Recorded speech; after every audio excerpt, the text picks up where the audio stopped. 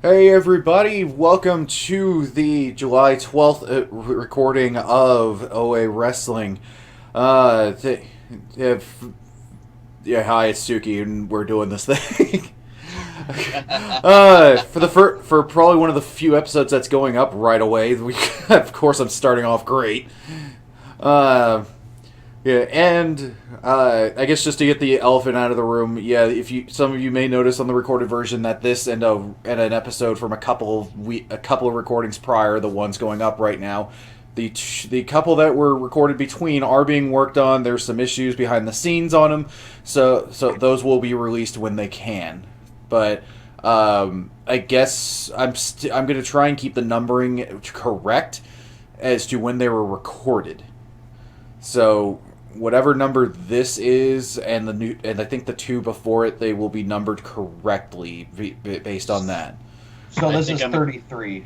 So yeah. So 32 and 31 will, 32 and 31 will be numbered correctly. They just won't. They just will probably come out after this one.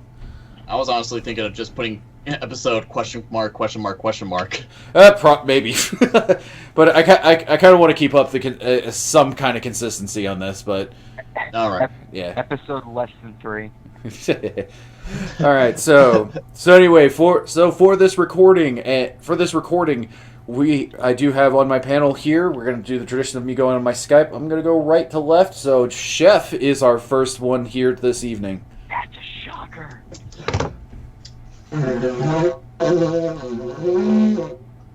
Damn it! That's it. Okay, that did. You failed.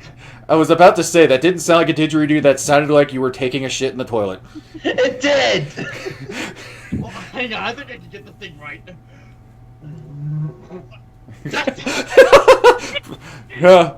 Do you have performance issues? Now I got the giggles. No. Chef, do that one more time. Irritable bowel syndrome can happen at any moment. And I have Crohn's disease. Oh. Oh gosh. Hang on, I thought I could get this right.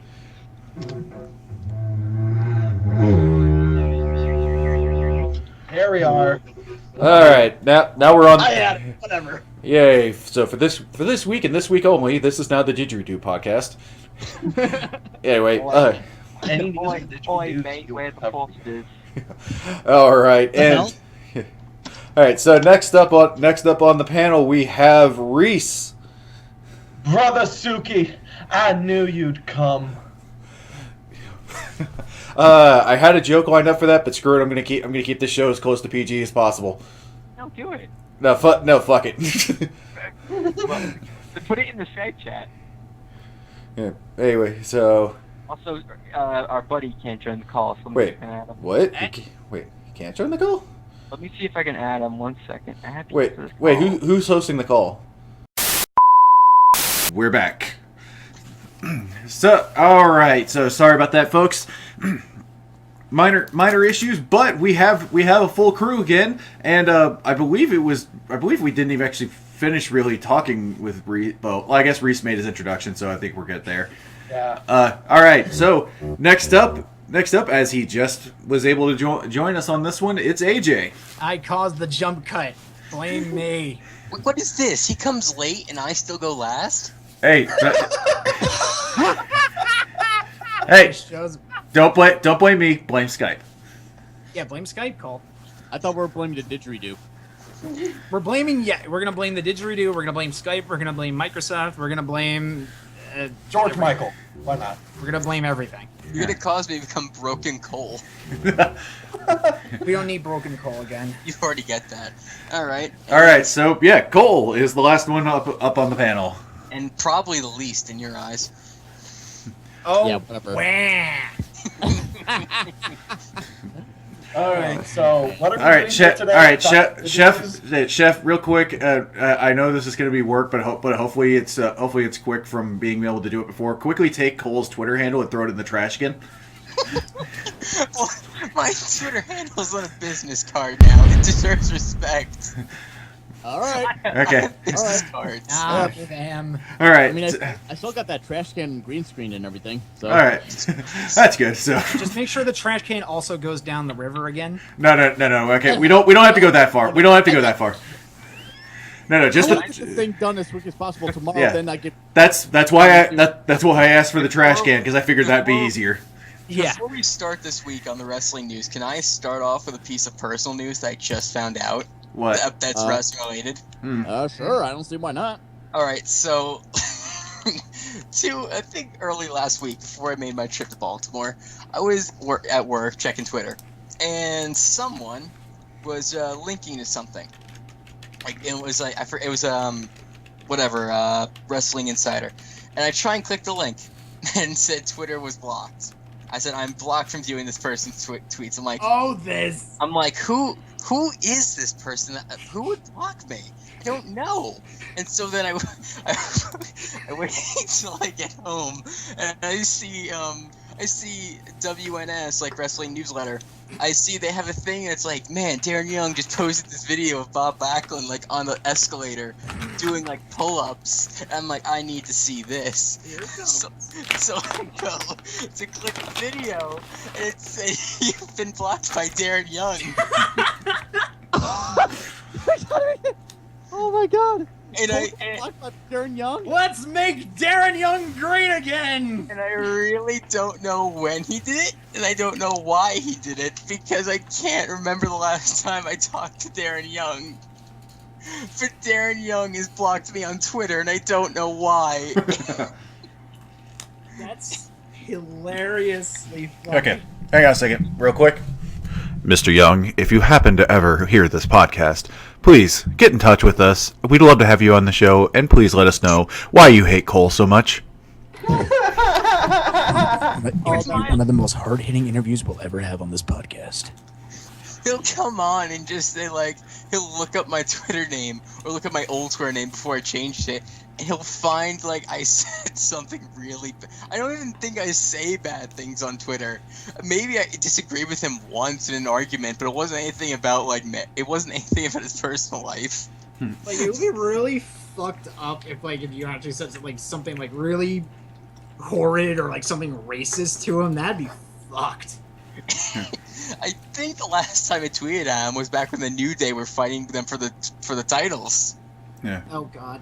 So what could I have said? I need to download all of my tweets, which you can do, and then I got Control F Darren Young and see what I could find, because I honestly don't know what I did. All right. Anyway, so from that bit of big news for us, for us here personally. All right. Call that like a personal victory or what? I don't know. I guess so, because I mean it's more of a victory because I mean at this point it's really not that hard to get blocked by like Kevin Owens. So that's true. You just gotta Kevin tweet Owens or all you have JBL. to say to Kevin Owens is just say something very positive about Sami Zayn, and then he'll make fun of you and then block you. Maybe he's in character. Kevin Owens? Yeah.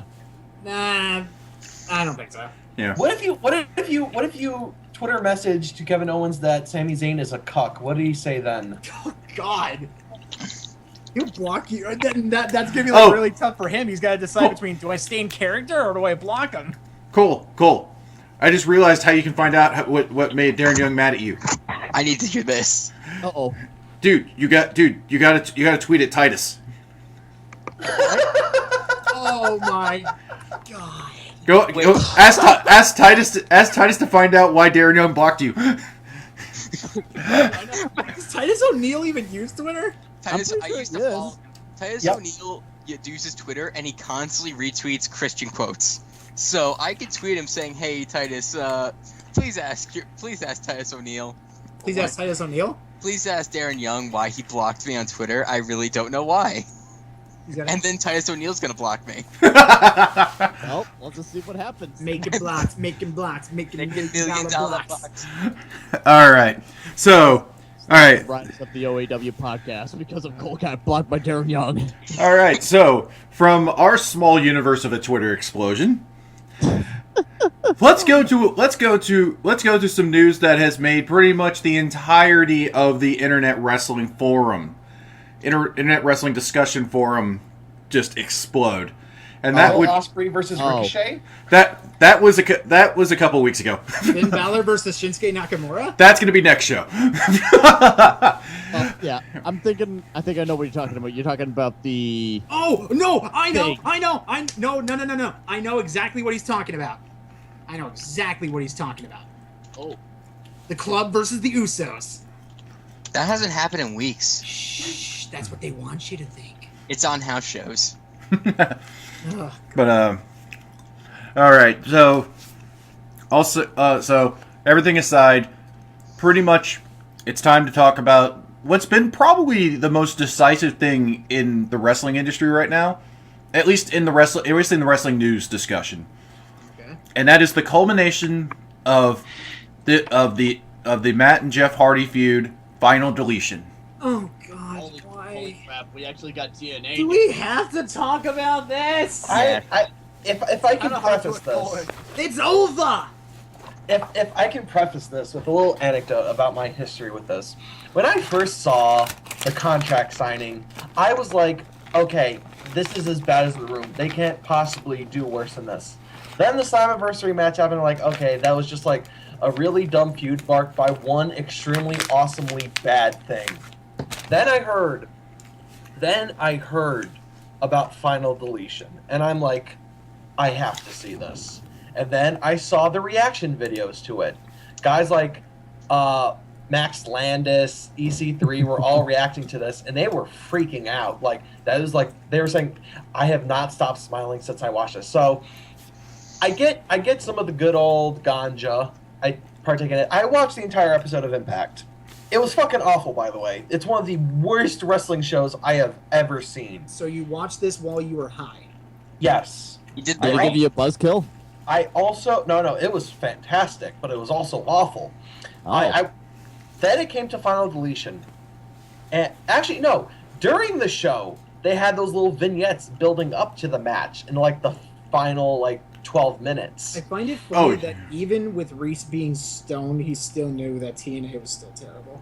Oh my god, but it Wow. made it so much better. The first we start off Impact with a birthday for Maxwell Hardy, in which Matt Hardy exclaims from the bottom of his heart that he is thankful that his Mexican or Hispanic gardener gave his son an extraordinary xylophone as a gift. Yes. That's your first flag warning. Yeah. Which in This- real life, that gardener is Rebby Sky's dad. It is. It's his dad-in-law. This I- this is that's an what I exquisite xylophone. Delightful. Delightful. Oh god. We're not even like a minute into discussing this, and I already want to kill myself. Okay. But It gets better. yeah, though. by the way, it just real quick since we just brought up what Matt Hardy does here, just overall with this feud, Matt Hardy, I actually have no problem with the character that was being played. The problem is that I just don't think Matt Hardy was the guy to do it. He can't pull that kind of character off at all. No, I think because he can't pull it off, that's like the charm of it. I was kind of distracted by his hair for some reason. Did I you don't know see why. that they bleached his son's hair too, so it looks like his? Are you? I didn't see that. No. I saw, It I saw does. He had a little tiny little bleach spot on front. So he looked like he looked like what the hell? Basically, the baby had a blonde streak in the hair. Or I was gonna say like Shield Seth Rollins. Kind of, yeah. In a way, yeah.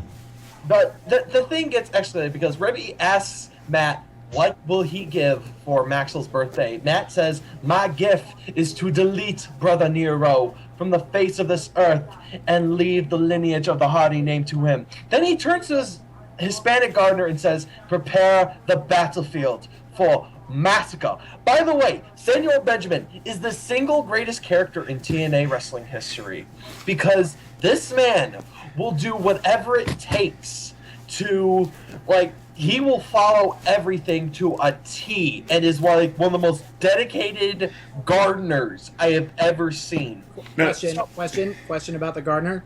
Yes. Is it Savio Vega? No, it's Matt Hardy's father-in-law. His actual father-in-law. Mm-hmm. Then we cut to Jeff Hardy at his home, just like mowing his lawn and putting Jeff Hardy designs into his lawn. I wonder if he really does that in real He life. does. Because that's what Jeff Hardy does. Like, I'm not even sure if that he does it while high. I think he just does it on instinct now. Yeah. So then he takes his guitar, strings it like Cat Stevens, then drones come in. Matt Hardy sent a fleet of drones to Jeff Hardy's house to invite him to the massacre. By the Okay. way- Was that your mom? Yes, that is my mom. Wait, no, Reese. Real quick, did you count how many drones there were? How many were there? There were 7 drones. Now, what does the number 7 have to do with the Hardys? I forget. Why? Number of tag team titles. Oh my god. Son of a bitch! Yeah. But here's the thing. Reese didn't mention this first No, because wait. I will wait. Go ahead. remember because it was just one drone that then projected a red and white like Terminator style image of Matt Hardy going brother Nero. No. Then Jeff is in his house swatting these drones, these really nice drones. Out of with the his guitar, yes. ruining the guitar and drones. Then the first drone named Vanguard 1, get it, V1, Matt Hardy V1, Yeah. appears right behind him and projects a holographic face of Matt Hardy Oh. speaking to Jeff Hardy and driving him to drive his bike out, like chase the drone out. Then when Jeff Hardy is sufficiently out of reach, Matt Hardy unleashes his final plan to get Jeff to fight him, and which is mow over Jeff's lawn that he spent so hard to make into his patterns. And by the way, and this, okay, I just realized out of the, That sounds more like something that would get Hank Hill to get into a wrestling match or something. okay, I said before the show that there were 2 things out of this that I really enjoyed. I forgot. Nope, there were 3. There were 3 because I will say this: it was gloriously stupid that this was Matt's thing to finalize it, but the fact that like Jeff has like one of those really nice like professional landscaping style lawnmowers that can like zero turn and all that. Meanwhile, when Matt shows up and he does that, he's on like a cheap ass riding mower, and he just goes for it. He just sits there with his arms open, and it's just the most gloriously stupid thing.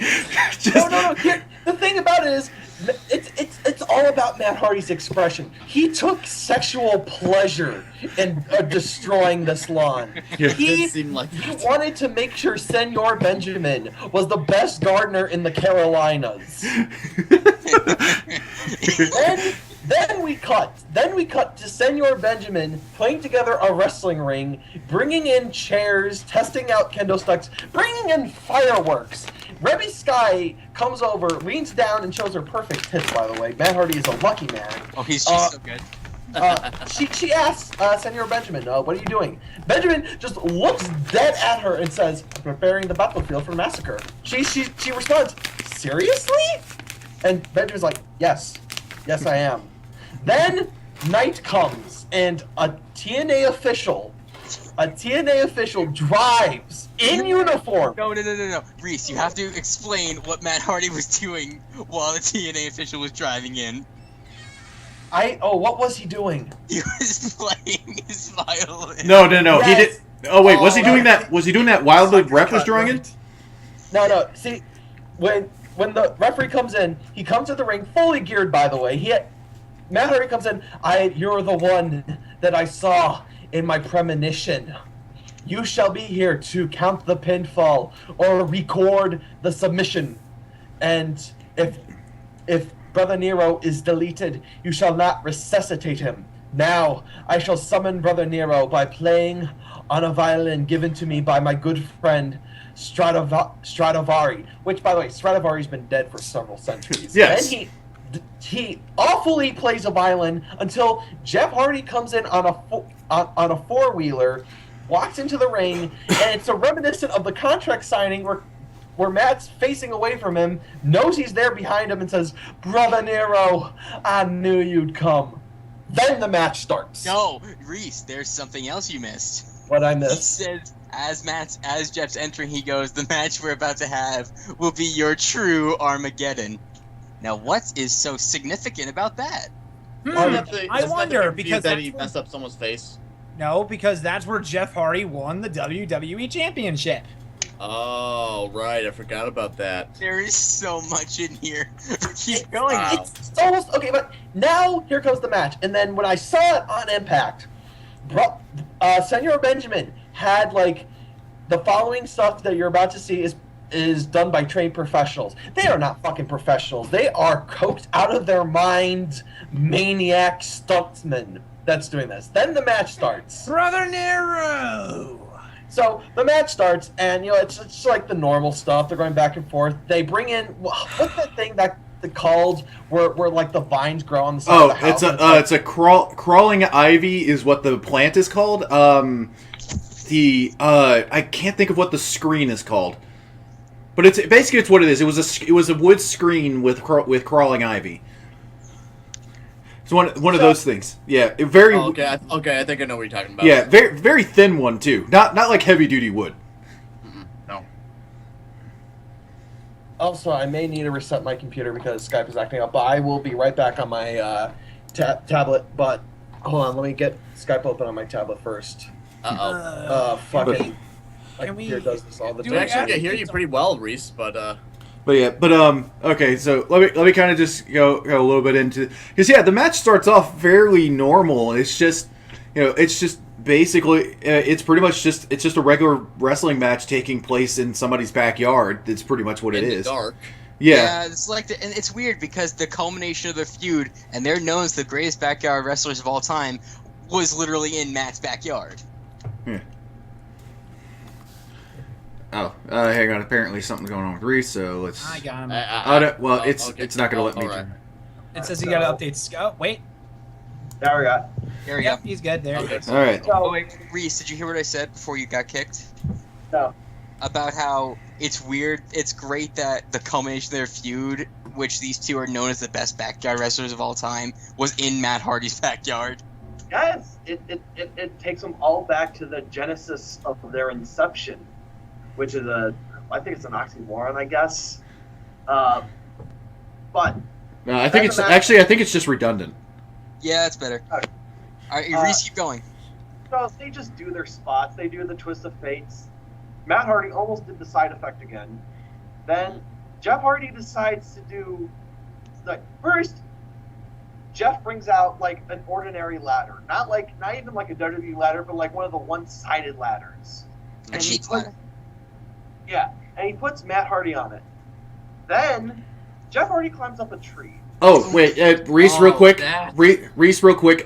Sorry, this is following after Jeff had done a regular swanton bomb off the top rope, and Matt had kicked out of it. Yeah. So Jeff goes up to the top of a fucking tree, a motherfucking tree, and he looks down. He does this. Ah!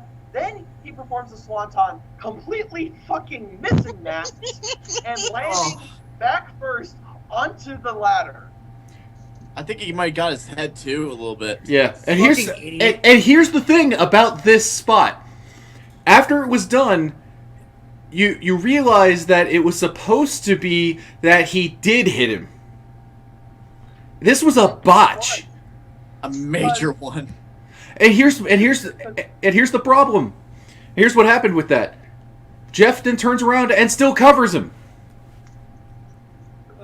He acts like nothing fucking happened. Like he acted like everything went to plan. So now that Matt Hardy's kicked out, they brawl for a little while. Then Matt Hardy picks up the fireworks. Oh yeah. Roman candles. Fucking Roman candles. I'm sorry, what? Yes. Matt Hardy picks up Roman candles, alluding to his feud with Matt back in WWE in 2009, where Matt Hardy was blasted all over with like pyrotechnics. That was on Jeff. SmackDown. That was Jeff. Oh yeah, that was Jeff. Yeah. Yeah, so Matt but Hardy is yeah. firing these Roman candles at Jeff, whose only protection is a garbage can lid. Yeah, but do you remember that how Matt Hardy was just screaming, delete, delete? He was acting like a fucking Cyberman. Oh God. But yeah, AJ, I'm gonna tell you this right now. Even if you don't care for TNA, even if you think this is stupid as hell, you gotta watch it. You gotta watch it, man. I feel like my brain is melting just hearing all this shit. No, see you it. have not gotten to the best part. It's like I need to see this. Oh yeah. Because Reese, I gotta tell this next part of it because this is actually one of my favorite one of the parts I really liked out of this match, and that was after Matt's firework ran out, he starts walking around the ring because he's gonna go and see what has become of Brother Nero. And he's prostrating and everything, and he's walking around the ring, and then he turns the final corner, and turns to face Jeff, and they did. I'll admit they edited this perfectly, where he turned to the camera, and goes like, "So, Brother Nero," and he stops and just goes, "Oh shit!" And he just backs up, and then it shows Jeff, and he's got his own Roman candle pointing right at him. Oh my and god! Jeff says, "Oh shit, right." And then he decides to fire at Matt. And what is Matt's protection but a dilapidated boat? Yeah, it's by the lake. But they were, and it just as Jeff runs up, he goes like, "A dilapidated boat." Okay, which is now a T-shirt, by the way, on Matt Hardy's T-shirt store. Wait, stop. What did you just say? How much? A shirt that says "Dilapidated Boat" is on ProWrestlingTees.com under Matt Hardy. I'm buying this. Fucking buying this. With a Of course you Senor are. Benjamin T-shirt. Wait, along with what? A Senor Benjamin T-shirt. I'll laugh my ass off if you're actually wearing that shirt when I pick you up at the Greyhound station, Reese. I have not ordered it at all. Okay. Though I want to. If that's no, Chef. If he does wear it, just leave him there. I'm just gonna leave him there in the middle of Columbus, Ohio, and Reese is gone. Actually, you know what? Let's see if it's on top sellers. Right? R.I.P. Oh wait, Yep, he's back. Yeah, I'm back. I now switched over to my PC. Now, this is where it gets crazy. Oh no. Just let it sit for a moment. Now it's just gotten crazy. So, Matt Hardy and Jeff Hardy. The reason why there was a dilapidated boat is because right next to them was like a pond of some sort, and Matt and Jeff brawl into it, and then Jeff doesn't come back up for a little bit. It's not like you saw Matt Hardy drown him. They just both fell. Matt just grabbed him. Basically, did like a standard, almost kind of a sleeper hold for like a moment. Not even that long enough to actually knock somebody out, and then just threw him aside. By the way, the shirt is a blue diamond. It was linked in our chat. That says the dilapidated boat firework protection. God fucking damn it! I love it. So Matt Hardy. AJ, should we get that shirt just so M.A. Larson could sign it? Hell no. There are some things that M.A. Larson should not sign. Is Okay. Larson gonna truck on it? See, All right. Here is my favorite part. Here is my fucking favorite part. I recorded my reaction to this, and it's on Facebook. I probably will upload it to YouTube and put it here. But Matt Hardy comes out and says, "Brother Nero has been flushed." Then you hear high-pitched laughing, and then right behind him springs up Willow, Jeff Hardy's alter ego. So This is some fucking freaking Gary Stu bullshit now. no, this is like some Lucha Underground shit written by a Gary Stu. There we go. That's probably the best way to describe it. So, fucking Willow comes out and tries to choke Matt with his parasol, where Senor Benjamin comes out and decides with a pink taser, deciding to tase Willow. Now, this is also a reference to the Hardy history, because there was once upon a time, there was a video online where Matt and Jeff, drunk, they decided to tase each other and tase Rebby Sky. I need to find this video. And lo and behold, Willow and Senor Benjamin are taken out of frame. Matt Hardy's stumbling. Then he sees Willow on the ground, just all by himself, and decides to take the pin. The ref counts 1, 2, 3. Matt Hardy stands victorious and takes off the mask to see his brother Nero. But it is not his brother Nero, but Senor Benjamin. No! That count does not count. What the fuck? So, well, I think Jeff Hardy comes in from out of nowhere and decides to attack Matt again. Then they go over to a giant Jeff Hardy symbol statue. God. That has like a giant area dug out in front of it. Yeah, by the way, I forgot. Matt Hardy gave Senor Benjamin two giant full cans of gasoline to spray around the battlefield. Oh no. So, and you can see like there's gasoline around here. Matt Hardy goes up to the structure, which I'm guessing it's about like 25 feet. Good. He's got quite a good amount of property. Then we see as Jeff Hardy standing up there, prepared to do a swanton bomb to finally vanquish his broken brother. We have Matt Hardy's life flash before his eyes, especially to that morning where he lit a candle for his son's birthday cake, and then Rebby Sky comes out of nowhere, gives Matt the birthday candle still lit, and with that he lays the gasoline on fire, and it reaches all the way up to Jeff Hardy, who has to bail and fall onto solid dirt. Matt Hardy pins him. 1, 2, 3. Brother Nero has been deleted. Credits roll. And Matt Hardy owns the Hardy brand. And also, did you notice that the whole fight started at sunset and went to sunrise? It did. It did. I'm officially, like, I feel like I just got like 50 points knocked off my IQ just listening to all this. AJ, it's basically the room of wrestling. No. The contract signing was the room of wrestling. This is the birdemic of pro wrestling. The birdemic? But the birdemic isn't watchable while the room is. Which, either way, it sucked. On Twitter, Matt Hardy made sure to say that Senor Benjamin was fine and not deleted, and Senor Benjamin now has his own Twitter. You're serious? We got. Oh boy, there's another Twitter handle for people to follow. Well, and get blocked by. I don't know. I think Senior Benjamin might like you more. By the way, real quick, people are speculating. We might as well bring this up. People are speculating that this entire feud is in Matt Hardy's head. You know, it wouldn't surprise me. Like none of this is happening, and that Matt Hardy is literally just going insane. But by the way, you can also buy a Senor Benjamin Landscaping Company shirt from Pro Wrestling Tees. It's a green shirt. It says lawnscaping, battlefield preparation for massacre, Cameron, North Carolina. It's his freaking Twitter banner. Guys, there is one thing that we can say now about Matt Hardy. What? That has remained true for years now. That Matt Hardy will not die. He was not deleted. By the way, okay, Reese, have you been reading some of the tweets about what basically WWE's response to this? That's on Senior Benjamin's Twitter page. What did WWE say? No. WWE didn't say it. These are fans making comparisons. That Wyatt versus New Day segment needed way more at Benjamin Senior. That grass looked that grass looked awful.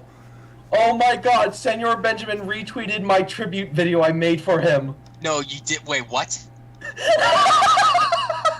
Bullshit. Where is it? What? Here it is. Here it is. Here it fucking is. Oh my God! Oh my God! Oh no, not me. Here it is. And he says, "Quote: Beautiful, so beautiful. Gracias." You're weak as fuck, Reese. But oh god, sorry, I just found this when they retweeted from TNA. Everyone is excited for our move to Thursday nights. By the way, yes, they are doing that, especially at Benjamin Senior. And it's just, this image saying Impact moves to Thursday starting July 21st. They just got Senor Benjamin just looking there, just straight faced. I like the tweet his tweet 2 up that was I don't know how to say Spanish, but it's like Cuidado, Mr. John Cena. Oh my god. Oh, I'm following this. wait. There's also a tweet during the Bray Wyatt segment. Thank you for thinking of Senor Benjamin, but Wyatt brothers cannot afford Senor Benjamin. Buena suerte en your massacre. This kind of reminds me of Dan. Senor Benjamin has given TNA like a few months more of existence. Suki, do you know what this is? Huh. This is like Dan's dad in Game Grumps. This is basically like these people on the internet like me. I'm gonna do stuff. Okay. I have to ask a serious question. Who is more ironically entertaining now, Senor Benjamin or Dr. Shelby? Dr. Shelby. Okay, I'm gonna have to stay with Dr. Shelby for the time being. It depends on how far they go with this. I'm flat. Just hearing all of this is really just. I'm flabbergasted. Okay, now. I'll still watch. I'll still watch it. I will still watch it. But goddamn. Because here's what it comes down to, and why this has been so divisive in the wrestling community. Because it has nothing to do with like the storyline itself or anything like that. It's more of, I guess, how this was presented. And people are really split on this, on whether they're considering this, like, some people are putting it as either this is an amazing step forward in creativity in wrestling, or this is like the death of pro wrestling. Let me just say this. I wrote an article about this on PW Ponderings, and basically what I said was this was a masterpiece of Ed Wood proportions, but I think of it as like one of the most insanely amazing pieces of performance art I have seen in years. With that said, it is one of the worst fucking professional wrestling matches I've ever seen, which I think there's the distinction now between what is now professional wrestling and what is just athletic performance art. I think this is a case of athletic performance art, but not good pro wrestling, because in my definition, pro wrestling is simulated combat that exists in the realm of possibility. The more real it is, the more, like, if it centers around realism. When I see like stuff from like Ospreay, Ricochet, and Hardy versus Hardy, and it's not that real, I don't consider it really good professional wrestling, but I consider it really good athletic performance arts. Lucha Underground tips that line back and forth very much, but it's great. It is good. It is very good television. But I will say this right now.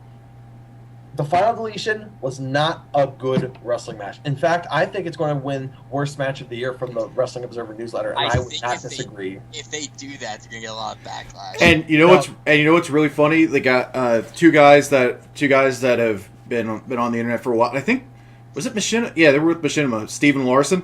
Yeah, they're still doing stuff. They're still on Machinima. Oh yeah, so they are. Well, their own channel, they put up their lists of best and worst matches. Best and worst gimmick matches. Final Deletion made it onto their best list.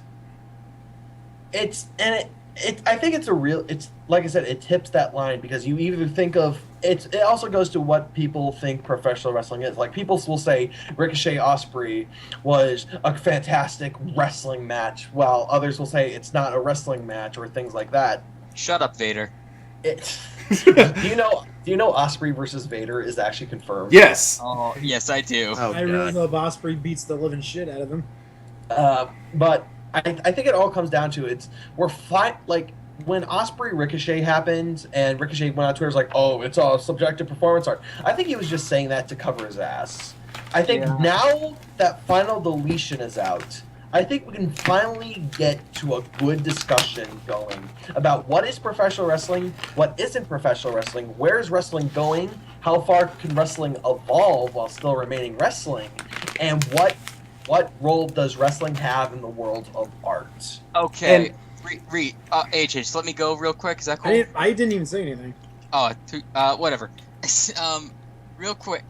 WWE.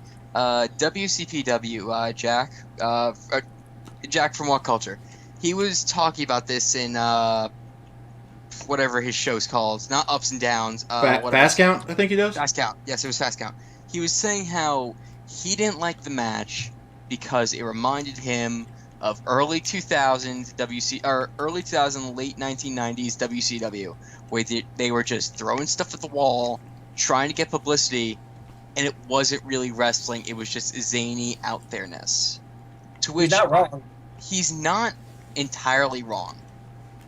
Even though I make the jokes about me liking Vince Russo, and some of that isn't jokes, some of that is actual legit. I do like him. There was a lot of there.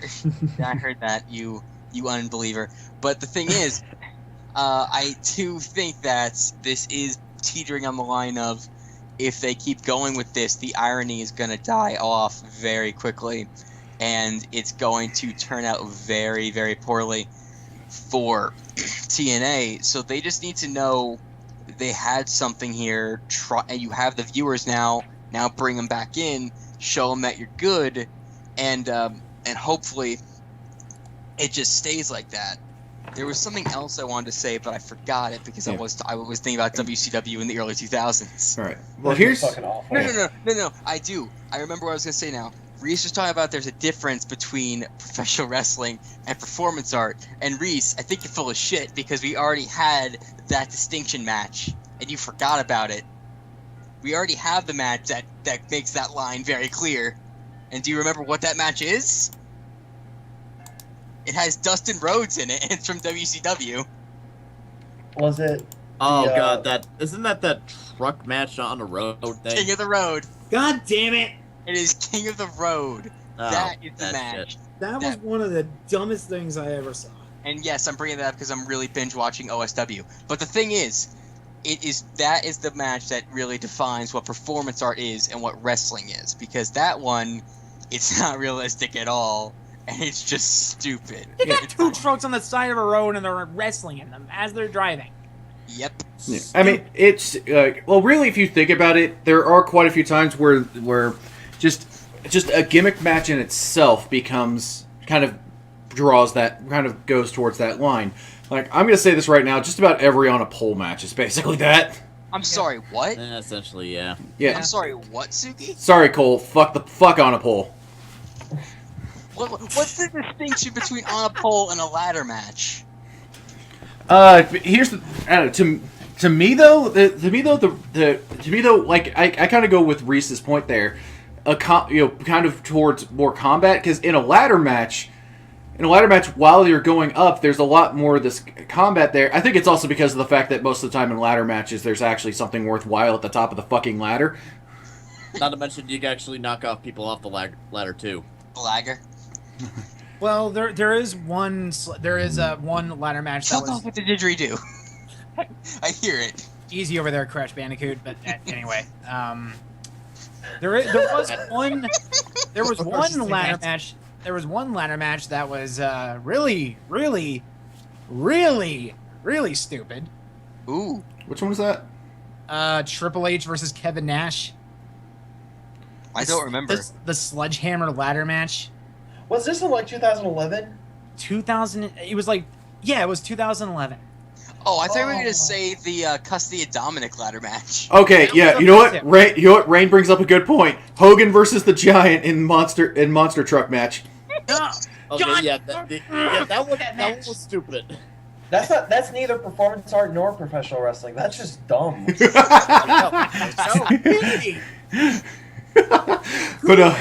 okay, I really want to know who greenlit that. Who was that? Eric Bischoff? yeah. Was that Oh god. Okay, so apparently because of when we were recording this show. Oh, by the way, we got to talk about that. Because when we're recording this show, TNA is on right now, and apparently Matt is going to dump the remains of Brother Nero in the river. Oh my god. That's wait. Are we going to come back as a swamp monster or something? Are we sure that it's going to be TNA and not the same 3 commercials played over and over? Apparently it's going on right now. So Damn it. I watched all of that. Who was by the that way. guy in the picture? Oh, Reese, I did too. It was so good. What in the TNA picture? Yeah, like Impact Wrestling moves to Thursday. that's Senior Benjamin. Oh, okay. Learning. Yeah. By the way, By the way, as a quick note, Impact will no longer be during our recordings of the show because they're on the same week that the brand split happens. They're moving to Thursdays. If they're like, you know what, WWE's putting live SmackDown on Tuesdays. Fuck it, we already have trouble competing, so fuck this. That throws us out of whack. Can I just say right now that I honestly think that we shouldn't even talk about WWE this week and just because we've already gone about an hour. Well, we also remember a good bit of that time though was cut out. Damn it. Yeah. Honestly, I at this point we've been going for almost like 30, 40 minutes. But okay, but this yeah. one fucking because I will admit this is like not like you think what you will about This is a milestone for our industry, gentlemen. Well, okay. Well, I mean, it's a big deal because everybody's looking at it as, okay, what does this do to the industry at large? We can never go back now. The shots have been fired. And gentlemen. here's the thing. The way this is presented, I have no problem with the way it was presented. I just don't think you need to have it as a constant thing. Like the fact that this happened this time, if Impact doesn't as long as Impact doesn't in a couple of months just do this again with another feud, have this style of thing going, then it's fine. It's basic. It's something that comes in every so often. I mean, obviously, Lucha Underground has made a big thing out of kind of doing this similar sort of thing. But I think the way they're doing it though is it's just that the way they cut it together and the way they shoot it is. It's still your standard wrestling matches, but it's just shot in a different way to where it makes it seem like, seem like this. Whereas with Final Deletion, the shot work was fine, the editing was fine. It was the problem was that you could even tell it was a weak match in it. So, yeah, that's kind of. Also, I want to say that. Wondering where TNA will go with this. TNA just tweeted out 2 minutes ago, #dilapidated boat. Of course they did. All right, now I have to ask you guys a serious question because this has also been appearing a lot, especially today. You guys saw Raw last night, right? Yes. Yep. Yeah, most of it. Now, I have to ask you a single solitary question. What was better, Final Deletion or the Compound match? Compound. Nah, actually, I have to side on Final Deletion. I have to side on I'm going to side on Final Deletion for entertainment, but I will say that story-wise, why Compound had some pretty good shit. Like that last part with all the cars pulling up and all the fireflies just plopping up, that was genius. Here's what I have to say about. Yeah, I'm on the same boat as Cole here. I actually prefer Final Deletion because I could actually see what was going on. That's one thing I will agree with that, just because of the fact that the way that the WWE edited that whole thing, they made it seem like it was like a grainy movie or whatever. Like a grindhouse. Well, the film effect itself wasn't a bad thing. But it's like it kept spazzing out and you couldn't really pay attention. It was like a horror movie. It was still Yeah. It was God damn it, Rain! What'd you say? Dilapidated boat on a pole. Oh Yeah. no! Rain. Okay, all right, guys, it's been nice knowing you. I'm just gonna grab my belt, tie it into a noose. I'm done. Oh. AJ, stay, please, stay, Rain, I'd AJ. like to take this time to get on my knee and propose to you. Oh my good lord! Oh God. Please, can I take your hands in marriage? All right, so. I don't know what she looks like. Well, I don't need to know. I already want to fuck her. Oh Right. my! Yeah, but This is just there were more camera cuts in the Compound than the Deletion match. Yeah, that was my problem with. Can we Because- talk about Raw now? we kind of are. Raw.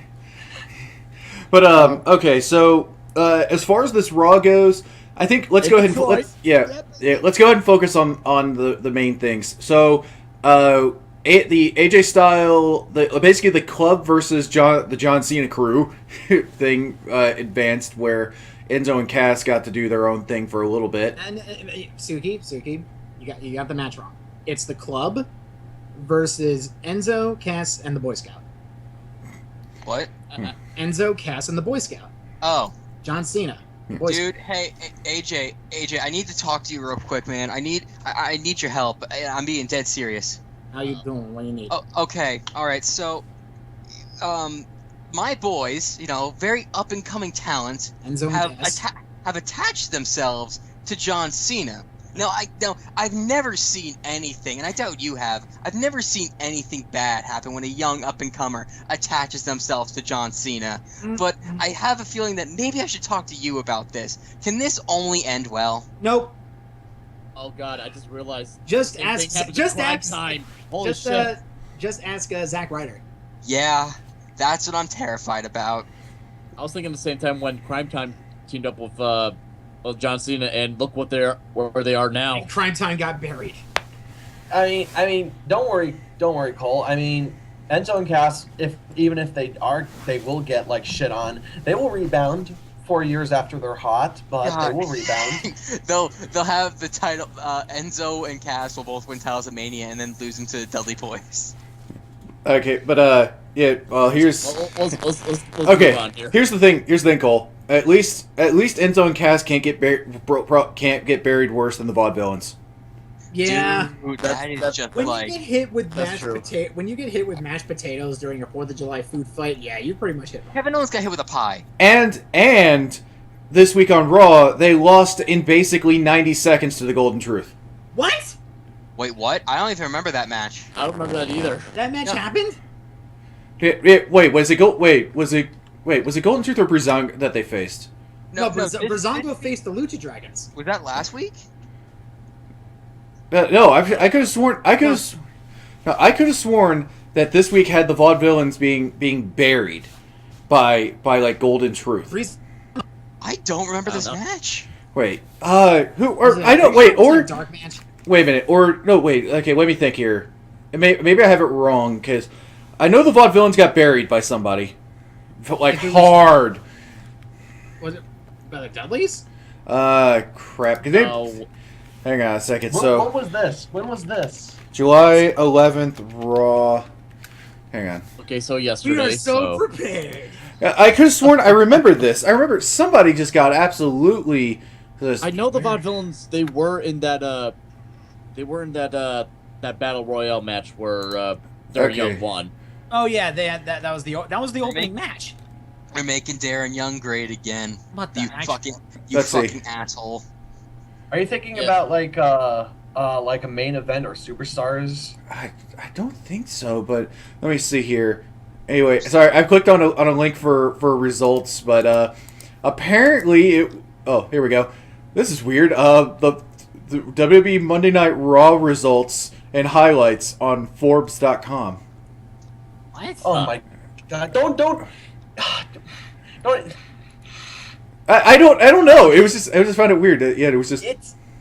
I hate Forbes. I hate when they do wrestling coverage because they're fucking clickbait. I don't want to go into this like clickbait rant because like that's all wrestling news is nowadays. It's all fucking clickbait, like fucking Inquisitor, fucking BreakingWrestlingNews.com, fucking Forbes. It's all fucking. Reese, Sal down, Reese. Suki. Yeah. It wasn't. I found the match you were talking about, but it wasn't on this week's Raw. Oh, was it last week? It was on the 4th of July. Oh, okay. I found it right. Yeah, and it was Golden Truth versus the Vaudevillains, and the time limit on the video is 1:54. Yeah, there we go. Oh my God.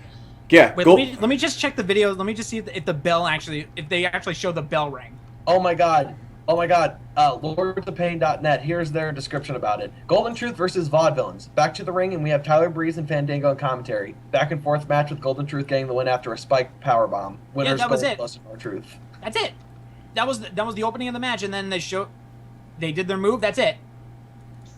Wow, they got buried. That's it. Vaudevillains are done. Man, I bet Simon they got buried worse than I'm trying to He remember. got buried worse than Zack Ryder. I think. No, I was thinking of Ascension. I really actually wonder if at night Simon Gotch just is like he's just in his hotel room and then 8 a.m. just walks in and he goes like, "What's wrong, man?" And he goes, "Why did I have to throw Enzo into the ropes? It's all my fault." Oh my god, that might be the reason. That's probably why you got. That's probably this is their paying their fees now. I'm so sorry, bro. It's all my fault. I fucked up, man. All right. Fucked up so bad. Okay, so okay, let's see. So what's next? other big items on the docket on this one. Darren Young won the battle royal. Darren Young is number 1 contender for the IC title because in one of the biggest clusterfuck endings to a battle royal I may have ever seen. And we got amused by Bob Backlund. Yeah, that was funny. But what happened at the end of the match was weird. So it was I'm trying to remember. Wasn't it like Ziggler, Corbin, and Apollo Crews. Yeah, Apollo Crews. I think it was Apollo Crews and it was Darren. It was Darren Young, Crews, Corbin, Ziggler. Yeah, Corbin. Okay, Yeah. so I saw Corbin got rid of Ziggler, and then it looked like Corbin was trying to. It was either Corbin or Apollo went for a hip toss. Then Corbin gets dumped over the rope and then takes Apollo with him, or Apollo fell on his own accord, and then Darren Young's left in the ring and he looks up like, wait, what just happened? I won? Yep. It was one of those weird moments. Like normally you see a really weird thing where it's like the one wrestler who's up in the corner runs over and dumps both guys over the rope. No, he just won by doing nothing. Oh my Essentially, god! yeah. Oh my! Not to bring it back to TNA, but on Impact right now, I think this is what's going on. Matt goes to the dilapidated boat and says, "You are so much more than a dilapidated boat. You deserve a name. I shall call you Skarsgård." Wait, I don't get it. Skarsgård! Is that a thing, or is that just random? You might as well just call it Trogdor! Wait, what's Skarsgård? I'm not 100% sure. Actually, I'm not sure It if. sounds familiar for something, but I'm trying to remember. Rain, you're the nerd. Help me. Oh my god. But oh god. But Also, he let Vanguard 1 go to be free. What's Vanguard 1? the drone. The drone. Oh my. I'm in physical pain hearing this! AJ, I think Lucha Underground. I'm sorry. I think TNA has officially lost its goddamn mind. No, this is Really? Now remember, here's the thing, and actually, I do have to agree with some people out there on this with TNA. That I can give TNA credit that they basically looked at the Hardys and said, "Go with it."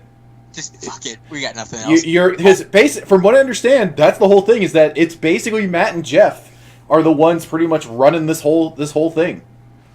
You know what? I saw something. Imagine Jeff Hardy comes back and he starts chasing. He just starts chasing Matt, and all of a sudden he runs into the lead singer of Smashing Pumpkins. It's like and it's just like an episode of Scooby Doo with the celebrity guest where they start chasing him through doors, like in a hallway.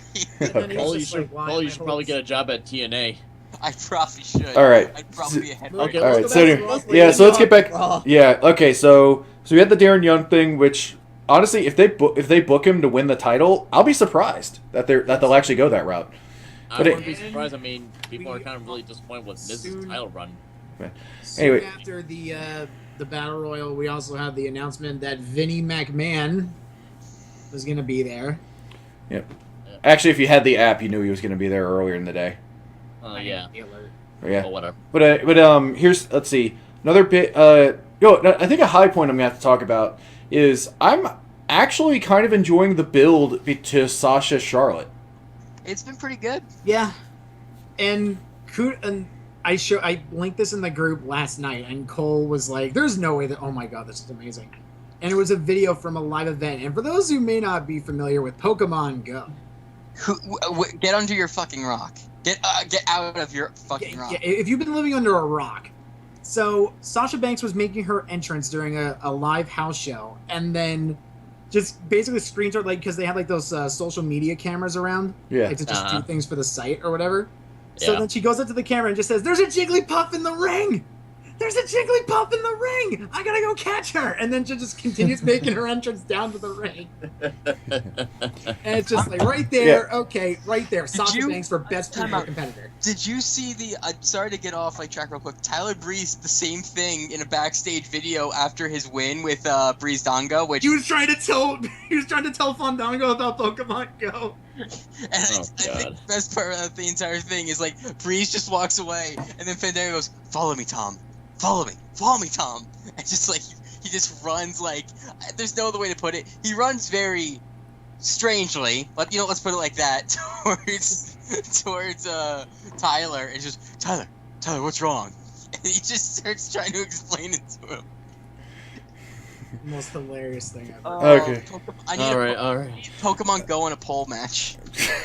No. Anyway, okay, so Pokeball on a pole. you know what? Since really, I think it's the biggest thing to come out of the night, and it's supposed to be the biggest thing, but honestly, it's kind of a letdown. Yeah. Let's talk about the big story, and it's that we have the oh, by the way, not GM, not COO, which I think would have been a better thing to go with, especially given what happens. The commissioners of the shows were set. Because this is because according to Vince, this is something new. But if you completely forget about Mick Foley, Deborah, William Regal, it was a couple. Gorilla Monsoon. Gorilla Monsoon. I believe Ric Flair was one too. Wait, who's that? No. Whoa. Ric Flair was not a commissioner. He was the co-owner of the WWF. Wait, tell I make mistakes too. Who's Whoa. Slaughter. Much. Slaughter. Thank you. Okay, now Cole. Oh. Cole. Yeah, I'm here. No, you were asking something. Yeah, I asked who was Deborah? Stone Cold's wife, first wife. No, No, third no. wife. Third wife. was third wife? Okay, so it's the first wife I remember. I just brought up the list of WWF commissioners that they have used. There was Willie Gitzenberg from 1963 to 78, No one cares about those. Get to the real ones. Jack Tunney, Gorilla Monsoon, Roddy Piper, Sergeant Slaughter, Shawn Michaels, Mick Foley, Deborah with Lieutenant Commissioner, Mick Foley, William Regal, and Shane McMahon. Well, Shane McMahon is now commissioner of SmackDown. I hate the fact that they're just calling SmackDown now SmackDown Live. Just call it SmackDown. Also, it is live, but I think they're just trying. I think they're AJ. I think that's just going to be a temporary thing. I think after it may not be a couple weeks. You may have to deal with it for a couple of months, but eventually they'll drop the live part. I really hope, because remember how long we had to put up with Raw Super Show? starring Brock Lesnar. Yes. But no, That was here's- single-handedly the greatest moment in Raw history. That was hilarious. Yes, it was. Well, but that- no, there's That was fun. Okay. The I don't like how they have commissioners, and then now we're also going to get GMs. See, which also That doesn't make any See, sense. and that is why I think they should have stuck with COO.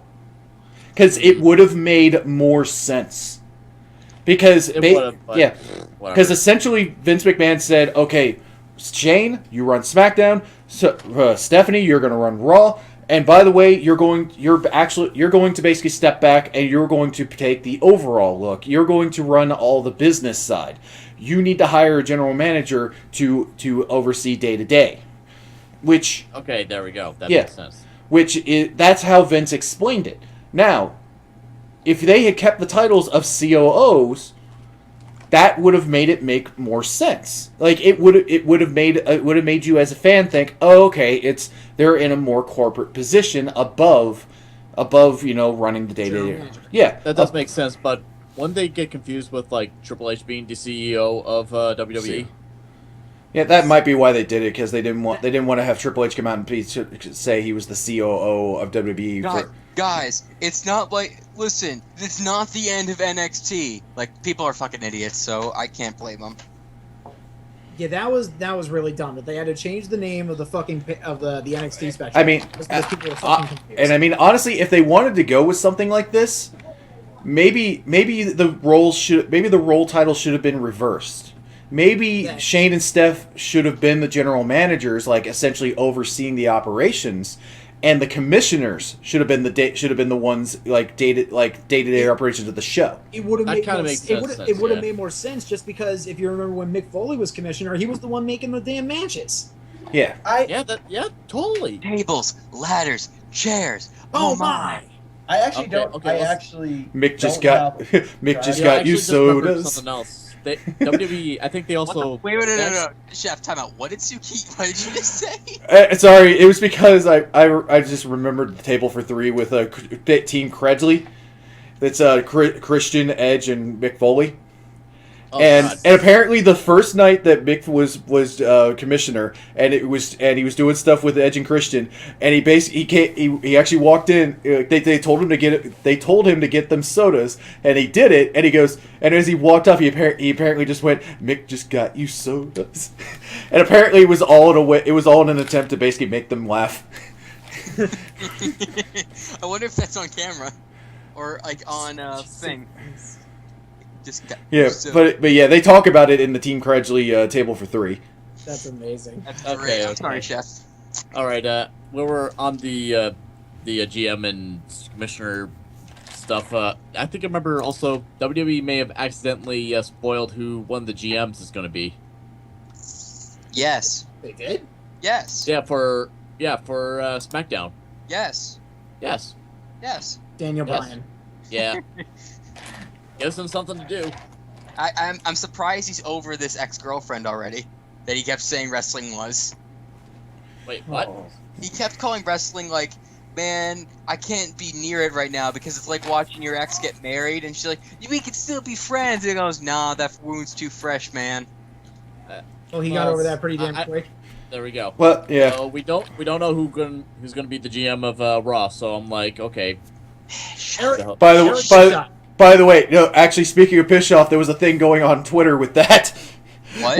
Where first he said no, I'm not doing it. Then he a couple days later he goes like what man or somebody asked him if he would run it. He goes, well, this is at WWE and anything can happen. He just gave it away. It's gonna be No. And then he retracted that by saying, oh, I should clarify what I meant. I mean, anything can happen at WWE, just it won't have me. I'm a fan. He's gonna be there.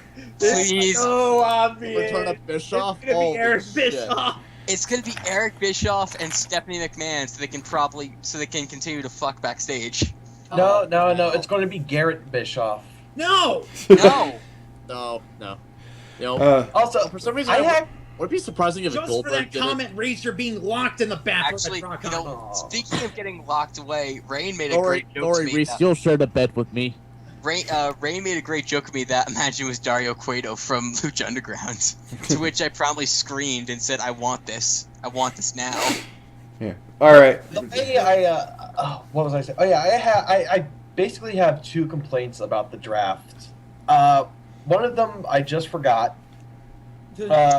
2, how long are the shows going to be? Right now, I've heard some rumors flying around that apparently there have been some backstage rumblings that they are thinking about moving SmackDown to 3 hours. So that's what 8 hours. That's of 6 hours of wrestling back to back. Okay. No. Add in Also NXT. forgot. Oh my god. Main events and superstars. Oh hell. That's 4 days of TV. Oh my! In a row. That's Not like even counting the pay-per-views. That's like 8 hours of TV a week. That's That ridiculous. has to be hell backstage. I can't even imagine what the writers are going through. yeah, because I'm They need to Yes. hire more writers and more production people. I mean, if you think like WWE can barely scrape together 3 hours of content on Raw a week, think of when the brands are split. What are they going to do? Like have one team of writers for Raw and have one team of writers for SmackDown? I think they already clarified. That's I think they're. the smart thing to do. I think they clarified that is going to be the case. Okay. I mean, that's not bad. At least there's going to be one crack staff for each brand. But honestly, this is just me. I already find Raw enough. And it's, like Vince McMahon was like so proud at the end. The flagship of WWE. And I'm like, it's already a grind enough. to sit through 3 hours. Not only that, 95% of the time you're seeing commercials. Like they have the match starts, ding ding. You get 2, maybe like 3 moves, and Raw rolls on after this commercial break. And then they go to break, they come back, 2 moves, commercial break. It's like 95% of Raw's commercial breaks. They're trying to make that money. That's But AJ, don't you want horseshit. AJ? Don't you want to see Enzo and Cass shill for a Sonic $5 box? How you doing? How you doing? This Coney Island dog. How you doing? Got a little bit of potatoes? Cup potatoes. Cup potatoes? I actually wanted to go get Sonic after that, so it fucking worked. Oh hell. Yeah. Hey, yo, Zo, what is it with that? Hey, it's a custom job. Oh yeah. TPJ, you gotta go with the classics. How you doing? I know what my second point was going to be. I love how, like, for the past, how long has it been? How long has it been since the Attitude Era? Attitude Era. about 15 Attitude. years? Yeah, Attitude Era would have ended. Attitude Era would have ended with what? The end of the invasion? I would no. I I wouldn't even say that. Well, hang on. I wouldn't say the end of the invasion. I would say the Attitude Era officially ended when Stone Cold Steve Austin shook McMahon's hand at WrestleMania 17. I say, but when did it begin? Actually, Let's say, when did it begin? Okay, No, I can- 1996. No. I think that the Attitude, real quick, this might be an argument point. I think the Attitude Era ended when WCW was bought. You know what? Actually, or I guess most people might think that the Attitude Era ended really when John Cena showed up. Let's just say No. let's just say it's been 20 years since the Attitude Era, and it was the Attitude Era that began the trend of the McMahons infighting. Now, I am not going to scream, because under normal circumstances I would scream this, but since my mother is asleep, how much story mileage can you really get out of the McMahons infighting for 20 fucking years? Even though All out this of most of those years, it was Vince McMahon and Stone Cold Steve Austin that were fighting. I know, but you also had Shane versus Steph, Steph versus Vince, Vince versus Linda, Linda versus Steph, Shane versus Vince. Who cares? Who can honestly care? Oh, I can't wait to see what Shane does with Vince McMahon. No one cares about that. It's what the implications are to the rest of the company. That's the only way people can care about the McMahons anymore. I can't give a single solitary fuck about what the McMahons are doing. I don't give a fuck. I don't give a fuck. You think I give a fuck? You're so fucking wrong. I don't give a fuck. Reese, calm down. Calm down, Reese. Go to a happy place. Calm down. It's just that, how can they reduce all of this to, again, the McMahons fighting for power after we've seen 20 years of this? I can tell you why. Because in Vince's mind, this helped me beat WCW. This will get the fans back. Who are they trying to beat now? They're the only, honestly, as much as TNA is like, obviously a secondary promotion at this point, WWE really is the only game in town. TNA is having hashtags about a fucking dilapidated boat. There's no competition there. That's what I just said. They're the only, WWE is the only game in town. Yeah. Why are the McMahons still there? Here's the Who thing. cares? Here's the thing. No, Reese. I can only see one way that WWE gets competition, and that's if Lucha Underground, TNA, and New Japan all join forces. And Ring of Honor. And well, Ring of Honor. We'll just throw Ring of Honor in there. Make new territories for fuck's sake. Oh, please. Oh my god. 18 minutes ago. Oh my god. 18 minutes ago, Vince McMahon just said, I don't care who you are, get out of my weight room. And it's the weight room at WWE Titan Towers. And it's a picture of Ghastly with the hashtag Pokemon Go. Oh god. Oh no. What? Reese. Okay, real quick. Okay. Vince McMahon plays Pokemon Go. No, this is his. Mother of God. No, this is his social network person. This is his social network dude. It's still amazing. I don't care. I'm just done with life. Okay, Reese. go to your happy place in your dilapidated boat. No, guys, even better. The first comment is that Benoit's ghost. Oh, at TNA Creative. Let's go. Oh my lord. My alt account is working hard. Oh man. Okay, hang on. Coming back. Wow. Coming back down. all right. So, okay. Well, I was just okay. Is there some actually? Because I'm just gonna wrap everything up. So if There was you guys, something there was one other thing I wanted to talk about the draft. okay. All right, since the draft is next week, and since we know that a couple of things. One, apparently, one of the shows, it's either, I would think it's going to be SmackDown. But, it's going to be either Raw or SmackDown is probably going to be getting a new set. SmackDown will. SmackDown? We are. I'm sure of that. You know why? Because Shane McMahon is the one saying I'm gonna bring a whole new change to SmackDown, new camera style, new cut, new stage, new look, everything. All right, He so basically it's said gonna it. Okay, so it's going to be SmackDown. Like, And the colored ropes are coming back for each brand. Yep. Which is nice. So there's going to be red ropes, obviously red ropes for Raw, blue for SmackDown, so that's cool. And that was cool. Those are two awesome things. And I really hope for the change set, I really hope Shane does something awesome and bring back the giant fist. Please. I want that fist back. You want to get fisted? That giant SmackDown fist was amazing. Shut up. That was the I best set love WWE that thing. had. And I wouldn't mind if they bring back Taz. Oh God, please, Taz on We commentary. need Pigeon Club. I would love to have Taz on commentary, but anyway. But this is where the draft kind of loses me a little bit. Did you guys happen to notice, and for anyone that's listening, did you happen to notice that they don't call Dean Ambrose the WWE World Heavyweight Champion anymore? They call him the WWE champion. He's just the WWE Champion. So that automatically lays the groundwork down that there are going to be two champions for each respective brand. This is great. This is Oh stupid. boy. This is great. This is stupid. This is one of the dumbest directions WWE could go. The only thing I'll say, and Suki brought up a good point when I first got upset about it. The whole reason it fell apart the first time was the fact that both of the champions were not. It's like they didn't really keep them separate. You had the world champion occasionally show up on Raw, and you had the WWE champion occasionally show up on SmackDown. Keep them separate. Keep the champions separate. If you want to do something, where you want to have them face off with each other, okay, have them go at it at bragging rights. That would make more sense if they ever brought back that concept. Either bragging rights or here's the thing: even if it is like basically the number two Mania of the year, you can do it at SummerSlam.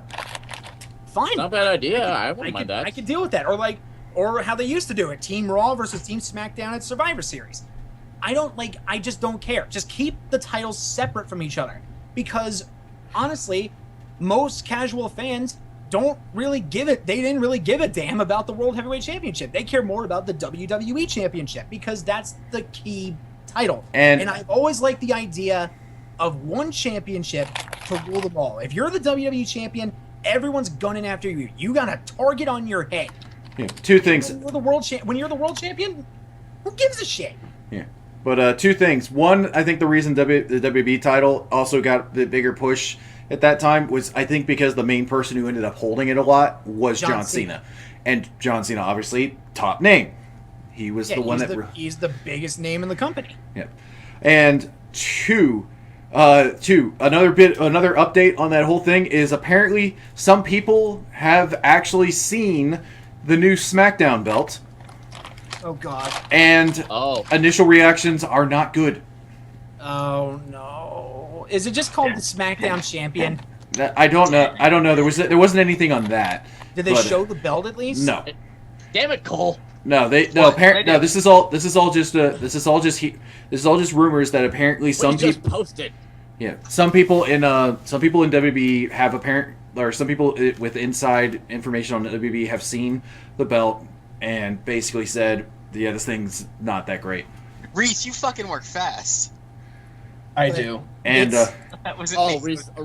And by the way, AJ, and before Jeff Hardy comes back to WB and he brings his TNA belt. Oh God!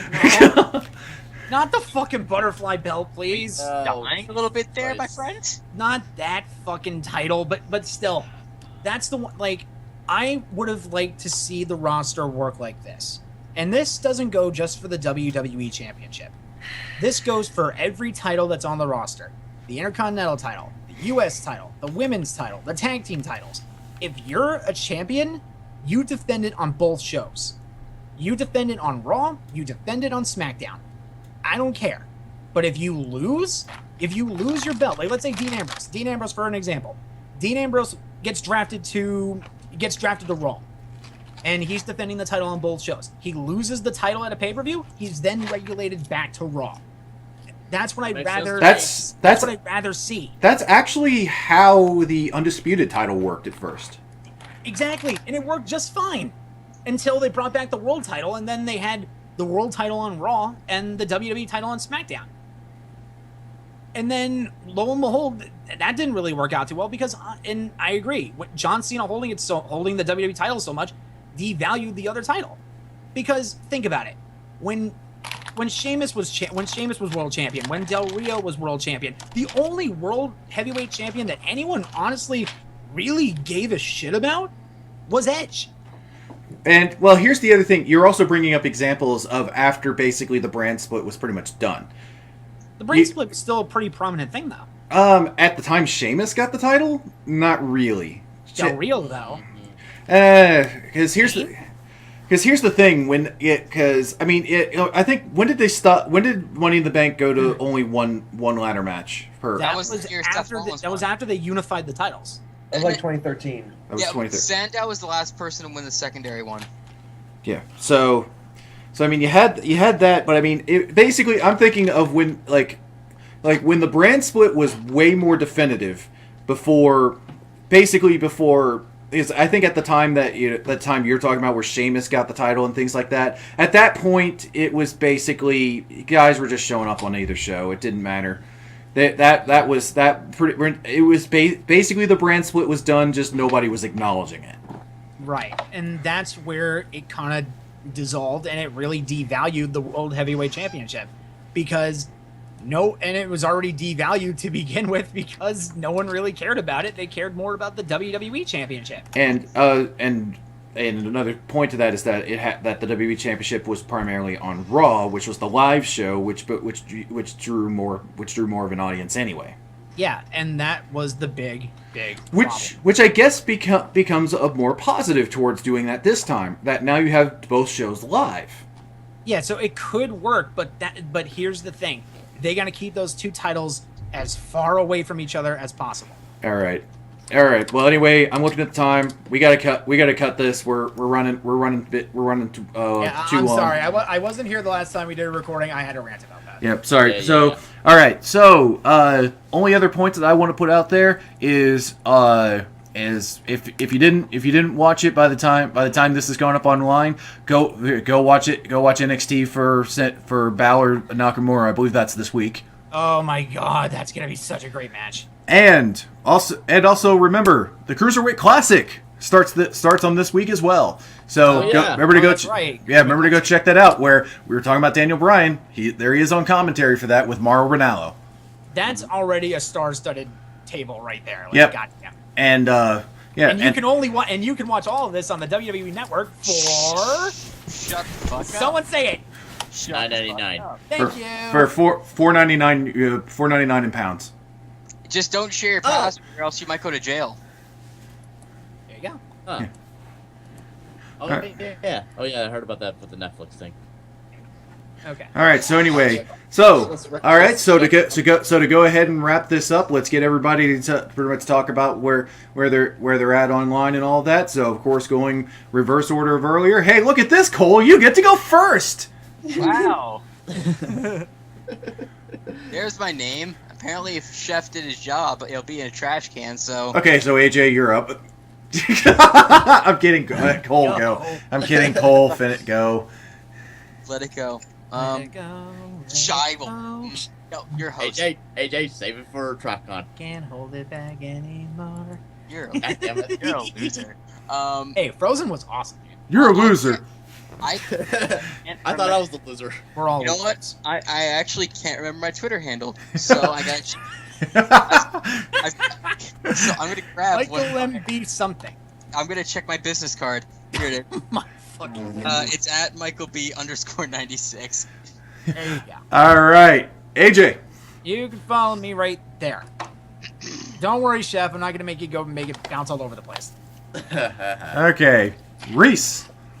You can follow me on Twitter at RVDNator, and you can follow my writings about independent and Japanese pro wrestling over at pwponderings.com.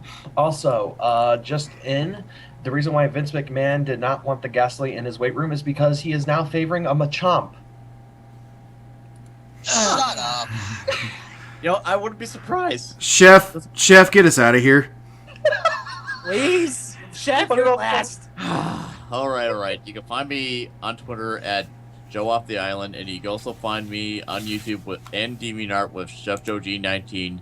You can see my stuff there. Also, check out the Brotacasts or Brotaku YouTube channel where me and Reese do a Let's Play of Honey Pop and Which stuff. is coming out this week. Yes, and to end it all off, Suki, you can go as soon as I play the didgeridoo. Damn it, I still can't play this An damn elephant like taking a massive shit. You really suck, yo. I was doing so good. You better learn the Crash Bandicoot theme, asshole. I think this thing needs more beeswax or something. Hey, anyway, so of course you can follow me at Tsukisama87 on pretty much just about everything. Follow this show on the YouTube channel, youtube.com/Stalker. Send it back up. Then, if you're not following the channel already, please go ahead. Please subscribe to us. That'd be great. There will be other content besides the show. We also do our streams, other streams and things like that. So that's all fun. Pardon me. And but other than that, just thank you guys for showing up for this. I do apologize that there's been some issues with getting some of the shows out. Unfortunately, things behind the scenes have been pushing there, mostly life issues. But we are getting things back on track, and we are working on getting that out there. So as I said at the beginning of the show, the couple episodes between this one and another one being released along with this one will be released as soon as they're ready to go. So with that, I'm going to say that on behalf of everybody here at OAW, thank you so much for showing up, and we'll see you next time. Oh, right, next recording. Sorry. Next recording, July 26th. Look for the dilapidated boat. Is that on a Wednesday, Suki? Oh, shit, that's Tuesday. Crap. What's going on? Down. Crap, that's a SmackDown night. You know what? We're moving to Wednesdays. Can everybody do Wednesday? Yep. Can I do Wednesday? Isn't Wednesday the anime stream? Thursday. Oh, okay. Oh, this just gives me another. Oh, now I'm gonna fucking miss NXT again. All right. It's a recorded show. You can watch it on the network. Damn it. Fine. I'd like to watch my programming live. Well, aren't you a pompous little special snoof? Okay, fine. Next recording, July 27th. July 27th, probably 8 p.m. The livestream.com/OA Wrestling. We'll see you then. Goodbye. Bye.